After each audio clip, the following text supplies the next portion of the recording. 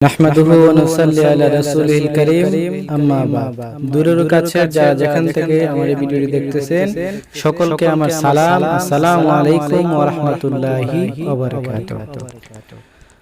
চলে এসেছে জিলহজ মাস, আগামী 10 জিলহজ হচ্ছে পবিত্র ঈদুল আযহা কুরবানির ঈদ।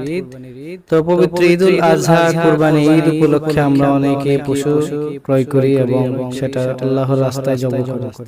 তো কুরবানির ক্ষেত্রে কুরবানি করার পরে কুরবানি কয় ভাগে দেওয়া যায় সেটা হচ্ছে যে আমরা কুরবানি কয় ভাগে দেব, সেটা হচ্ছে উট, গরু, মহিষ 7 ভাগে এবং 7 এর কমে যে কোনো সংখ্যায়, যেমন 2, 3, 4, 5, 6 ভাগে কুরবানি করা যায়।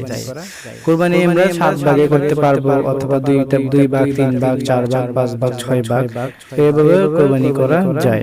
অর্থাৎ কুরবানির পশুকে 1/7 বা এর অধিক যে কোনো অংশের অংশীদার হওয়া যায়। এক্ষেত্রে বগাংশ যেমন 1.5 ভাগ, 2.5 ভাগ, 3.5 ভাগ হলেও কোনো সমস্যা নেই। আল্লাহ সুবহানাহু ওয়া তাআলা আমাদেরকে যেন সুন্দরভাবে কুরবানি আদায় করার তৌফিক দান করেন, আমিন।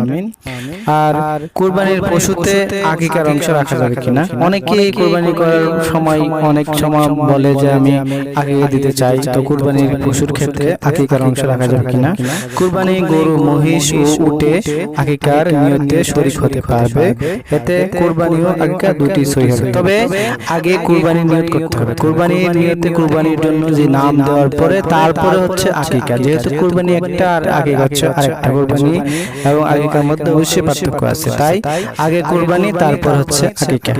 আল্লাহ সুবহানাহু ওয়া তাআলা আমাদেরকে সঠিকভাবে কুরবানি করার তৌফিক দান করুন এবং সঠিকভাবে কুরবানির বন্টন করার তৌফিক দান করুন। আল্লাহ সুবহানাহু ওয়া তাআলা যেন আমাদেরকে কবুল করে, আমাদের কুরবানি যেন কবুল করে।